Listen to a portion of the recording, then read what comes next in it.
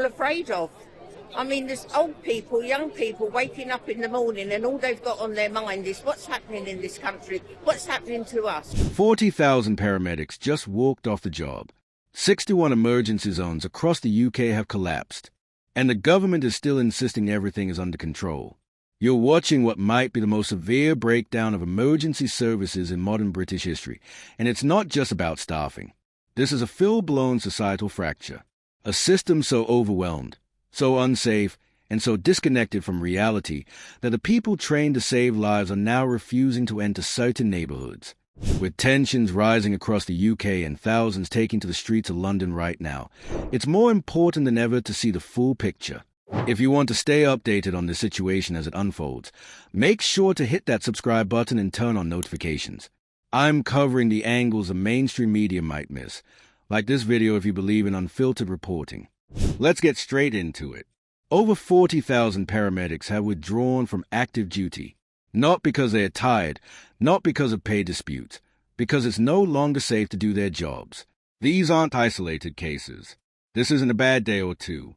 We're talking about a mass withdrawal from high-risk zones across the country. In response, authorities have downgraded 61 emergency zones. That means thousands of emergency calls are being rerouted, delayed, deprioritized, or dropped altogether. And response times? They've tripled. Internal dispatch logs show crews struggling to even reach patients, as roads are blocked, zones are marked hostile, and emergency vehicles are literally being turned away. This isn't theoretical. This is real. It's already happening. And the system is cracking right down the middle. Frontline workers are describing scenes where they're harassed, surrounded, even physically attacked. Emergency responders are being met not with gratitude, but with hostility. Crowds obstructing ambulances. Threats, verbal abuse, people pounding on vehicles, blocking exits. In some areas, it's not a question of how quickly paramedics can arrive. It's whether they'll come at all. And the silence from the top? Deafening. Officials continue to reassure the public that the system is stable, that emergency coverage remains intact. But the internal reports paint a very different picture. From leaked dispatch logs to whistleblower testimonies, the story is clear. Crews are scared. Coordination is failing, routes are inaccessible, and confidence in the infrastructure has eroded so deeply that even seasoned responders are questioning whether the state can protect them if things go wrong. Now, let's talk about what's driving all of this. This isn't just about resources or funding. It's about the environment responders are being sent into: rising violence, growing tensions, community unrest. Many of these high-risk areas are experiencing intense strain, overcrowded housing, escalating local disputes, and ongoing social fragmentation. I know things feel really heavy in the UK right now. There's a lot of division and noise on the streets, but I want this channel to be a place where we can come together. If you want to be part of a supportive community, please subscribe and like this video to show some love to everyone feeling anxious about the state of things right now. Stay safe out there, everyone. And while these issues didn't appear overnight, the refusal to address them is accelerating the decline. Emergency services can't function without basic societal cooperation, trust, respect, a shared understanding that responders are there to help. But when that breaks down, when neighborhoods see them as threats or intruders instead of lifelines, then the whole concept of public safety starts to fall apart. And that's exactly what we're seeing. Crews are reporting that just entering some zones now feels like a tactical operation. They are running assessments, not just of the patient's condition, but of whether they'll make it out in one piece. And every day, more zones are being flagged as inaccessible or unsafe. Some are becoming literal no-go areas. What's worse is the psychological toll. Paramedics sign up for chaos. They are used to stress. But now, it's existential. They are not wondering if they can save someone. They are wondering if they'll get jumped trying. And that shift, from professional risk to personal fear, is what's driving this mass walkout. When the responders no longer feel safe, the whole foundation of emergency care collapses. The crisis has now reached a point where emergency zones aren't being adjusted for efficiency. They're being downgraded out of desperation. Patchwork fixes, temporary workarounds. It's all a game of appearances now. Because behind the scenes, the wheels are coming off. Even worse, the government refuses to address the deeper, more uncomfortable truth. This is a socio-political crisis, not just a logistical one. You can't treat this as a staffing issue when 40,000 professionals are essentially saying, we won't risk our lives for a system that won't protect us. You can't solve this with faster dispatch software or more fuel-efficient ambulances.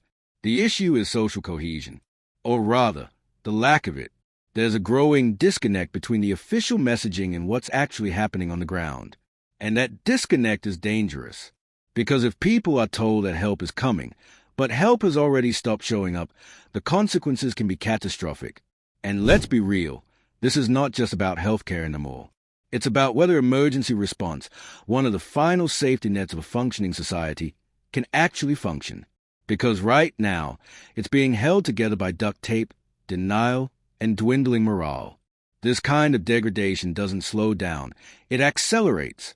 Once response times start slipping, once zones start falling off the grid, once trust between communities and emergency services erodes, it's a domino effect. And every delay makes the next response harder. You've seen the headlines, but the atmosphere down here is completely different. Subscribe so you don't miss the raw footage I'm releasing later this week, and like this video to help push this unfiltered reporting up the algorithm. Every hostile encounter makes the next crew more cautious. Every rerouted call pushes the system closer to collapse. Internal reports are crystal clear. The degradation is not theoretical. It's measurable. Hour by hour, things are getting worse. But the political response? Spin, deflection, vague promises of resilience. Officials are still treating this like a temporary blip, a coordination hiccup. But the documents show otherwise. Response failures are becoming standard. Unsafe zones are expanding.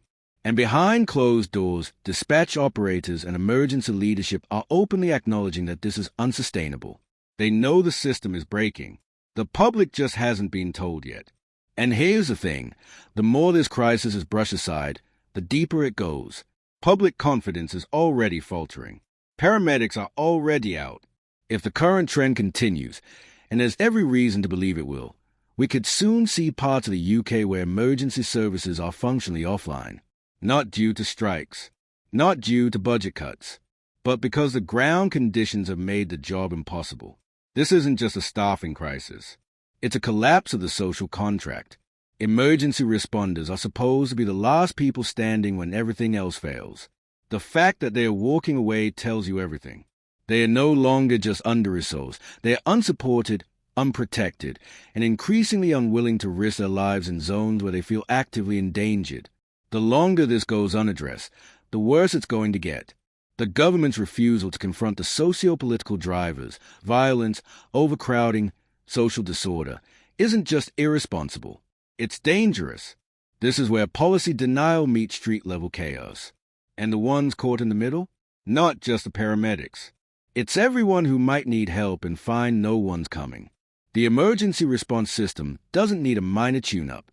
It needs a full-scale reckoning. Because without serious intervention, without a real acknowledgement of what's happening on the ground, this spiral isn't going to stop. It's going to accelerate. What's collapsing here isn't just a healthcare service.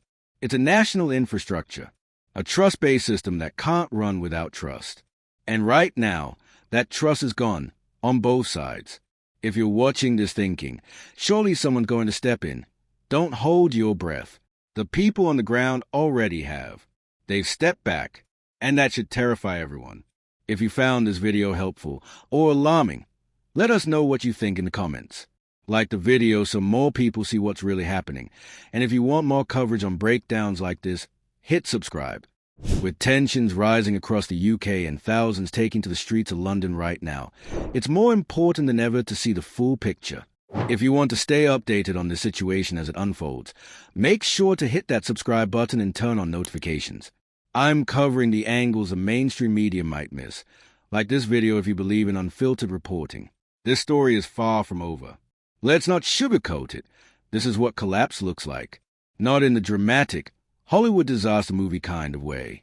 Not in one big, explosive moment. But in the slow, grinding deterioration of systems you always thought would be there. This emergency response crisis in the UK, it's not some abstract policy issue. It's real.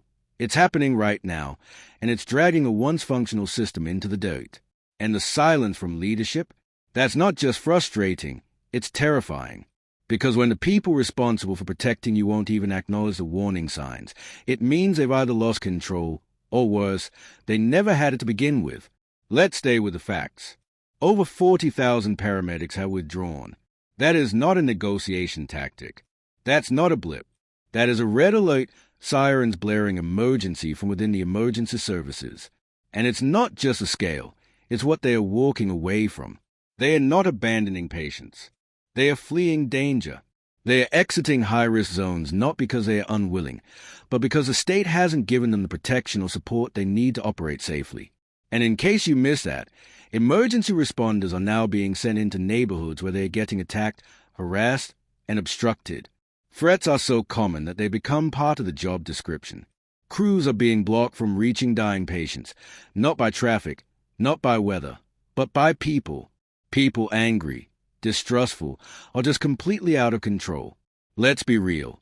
If the people whose job it is to save lives are saying they can't even get to the scene without being mobbed, something has fundamentally shattered in the social fabric. And you know what's not helping? The official narrative. Because right now, you've got politicians standing at podiums saying everything is fine. Meanwhile, internal documents are saying the opposite. Dispatch systems are logging triple response times. Routes are being marked unsafe. Calls are going unanswered. And zones are being downgraded, a polite word for abandoned. But okay, let's pause. Let's step back and ask, how did we get here? This isn't just about austerity or budget cuts, though those are part of it. It's about neglect, years of ignoring warning signs, years of refusing to confront the deeper issues bubbling under the surface. Let's talk about those, because they matter. You've got overcrowded housing, community tensions, rising violence, all colliding in neighborhoods where emergency response depends on trust and cooperation. And that trust? I know things feel really heavy in the UK right now. There's a lot of division and noise on the streets, but I want this channel to be a place where we can come together. If you want to be part of a supportive community, please subscribe. And like this video to show some love to everyone feeling anxious about the state of things right now. Stay safe out there, everyone. It's been eroded, worn down by years of social fragmentation and political deflection. People don't feel protected. They don't feel heard. And when you combine that with poor infrastructure, limited resources, and a government in denial, you get exactly what's playing out now. Zones collapsing, frontline staff quitting, chaos replacing order. And if you think this will only affect a few rough postcodes, think again.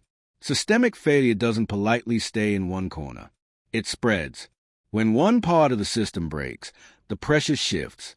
Rerouted calls, overworked crews, delayed responses, they pile up everywhere. Even the so-called safe zones start to feel the squeeze. No one is immune.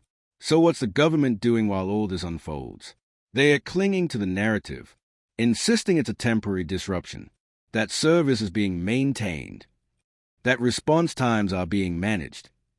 But the people actually doing the responding, they are saying something very different. These aren't radicals. These are career professionals, highly trained, deeply committed. And they are the ones blowing the whistle, risking their jobs, leaking documents, going public with the truth. The system is buckling. Fast. You know what's worse than a system in crisis? A system in denial about the crisis. Because then, there's no plan, no urgency, no accountability. Just press releases and talking points while the infrastructure dissolves underneath. And let's not pretend like this ends with paramedics. If the front line is failing, the ripple effects hit everywhere. Hospitals, law enforcement, mental health services. Every part of the emergency network is interconnected. Once one domino tips, the rest start falling faster than anyone can respond. Already, there are stories, calls being diverted multiple times, patients dying while waiting, responders skipping addresses they use to service. That's not a warning sign. That's impact. It's happening now. So here's the brutal truth. The UK is dangerously close to losing one of the most vital parts of its public safety net. Not to a war, not to a natural disaster, but to a slow-motion policy failure and a refusal to admit when the house is on fire. And the most chilling part? We still haven't seen real action. There's no emergency task force, No full-throated government admission, just a lot of polished messaging about resilience and monitoring the situation. What happens when the public finally catches up to the truth? You've seen the headlines, but the atmosphere down here is completely different. Subscribe so you don't miss the raw footage I'm releasing later this week, and like this video to help push this unfiltered reporting up the algorithm. When people start realizing that calling 999 no longer guarantees help, when communities know full well that their zone is on the downgraded list, and they are on their own. Because here's the thing about public safety, it runs on belief. The belief that help is coming, that the system still works. Once that belief cracks, everything else follows. Fear spreads, mistrust grows, and you start seeing behaviors shift. People acting out, taking matters into their own hands. That's when things go from bad to irreversibly broken. You can't solve that kind of collapse with PR. You can't fix it by firing off a few tweets and throwing a press conference. It takes more. Real investment, real acknowledgement, and above all, real leadership, which, let's be honest, has been painfully absent. So where does this go next? If nothing changes, if paramedics continue walking out, if emergency zones keep falling off the map, if the public keeps being fed a fantasy while the infrastructure erodes, the UK could be looking at a full emergency response breakdown within certain regions. That's not a guess. That's a trajectory laid out in internal documents already circulating.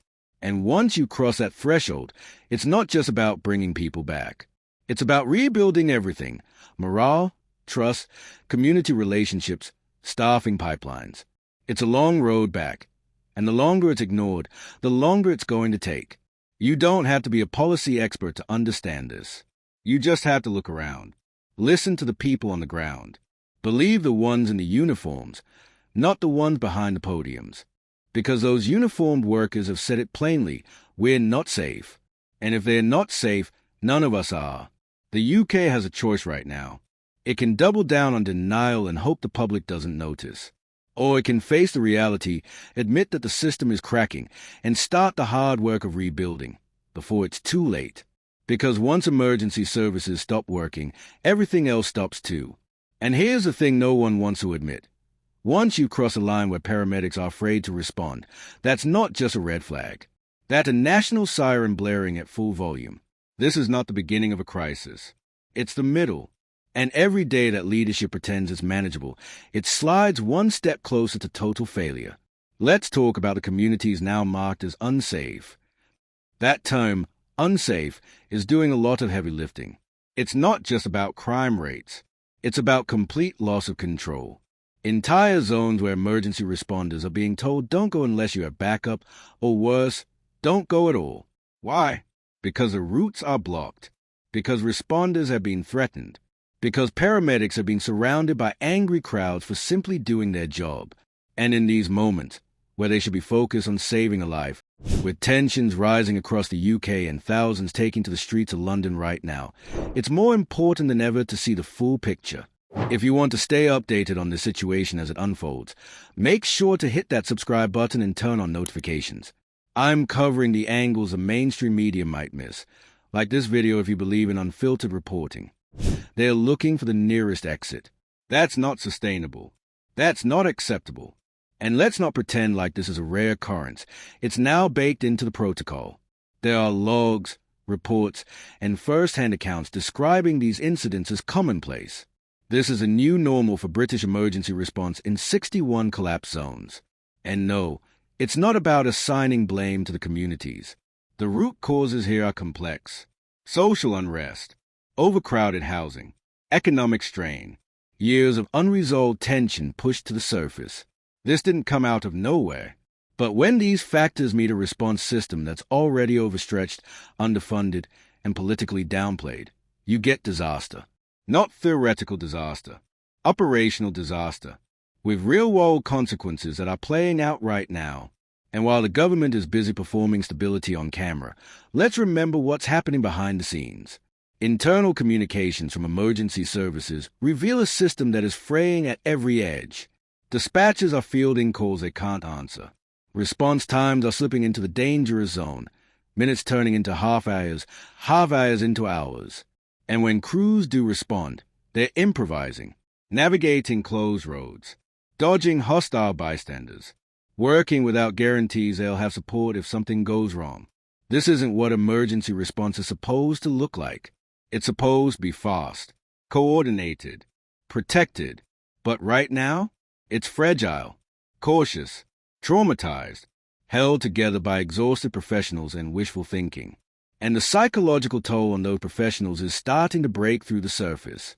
Imagine spending your entire career training to help people, only to be told that entering certain areas could get you seriously hurt.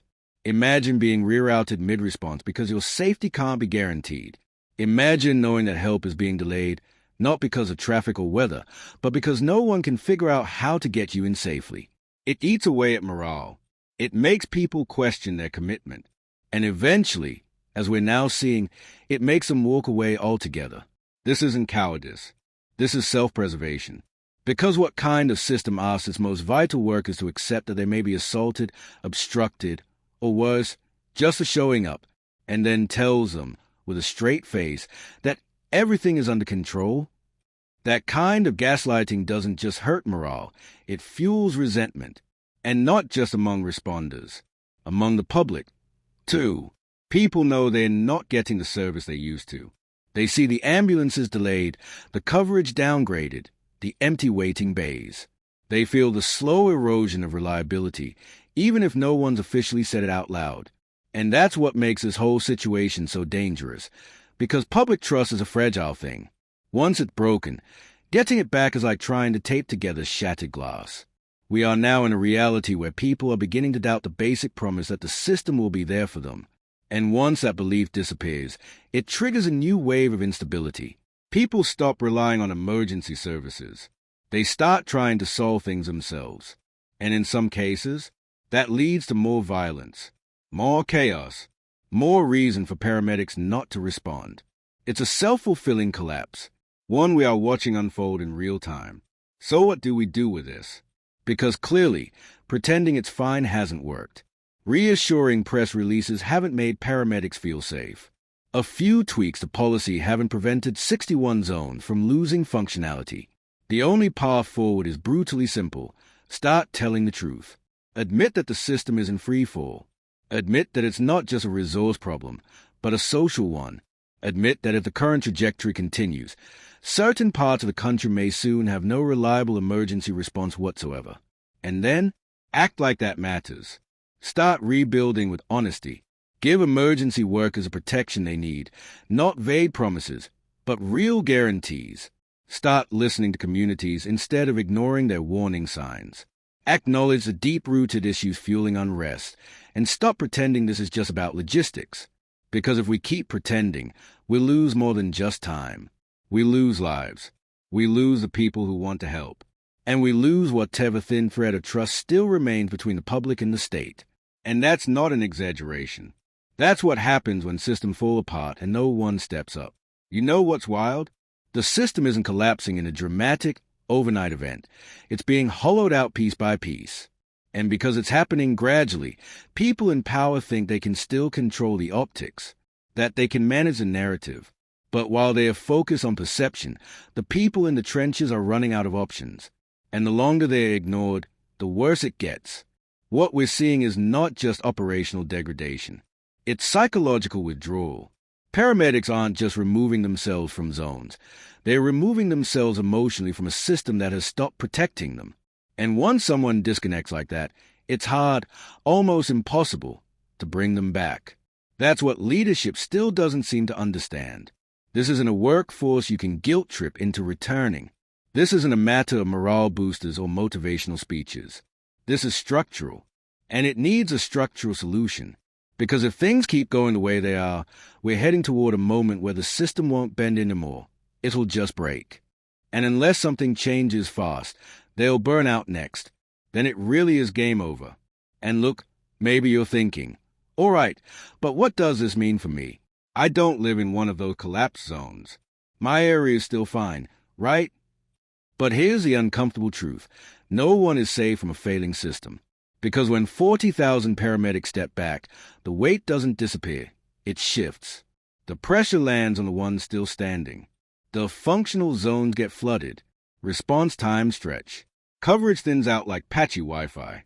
And what was manageable last week suddenly becomes unstable overnight. This isn't a storm you can wait out. It's a domino effect, and every delay, every walkade, every block road nudges the next piece to fall. And yet, the people at the top are still pretending this is a PR issue. Like they can polish the narrative until the cracks go away. But the cracks aren't just in the messaging. They're in the roads paramedics can't drive down. They're in the dispatch queues stacking up hour by hour. They're in the growing number of calls that end with, "We're sorry, there's no one available." So no, this isn't just a problem for other people. It's not isolated. It's not temporary. It's systemic, and it's creeping. That's why it matters. That's why we're talking about it. Because once this kind of breakdown sets in, it's not about who gets help faster. It becomes a question of who gets help at all. And if leadership won't say that out loud, then we will. This is what collapse looks like. Slow, quiet, and completely deniable until it's too late. So if you care about what's left of the system, speak up. Don't wait until it touches your postcode. The responders have already sounded the alarm. The logs are already showing the damage. The only question now is, who's actually paying attention? Like the video if you think this needs to be seen. Drop your experience in the comments, because your voice is part of this. And subscribe if you want the truth, not the spin. We're not here to sugarcoat it. We're here to track the collapse and demand better before there's nothing left to fix.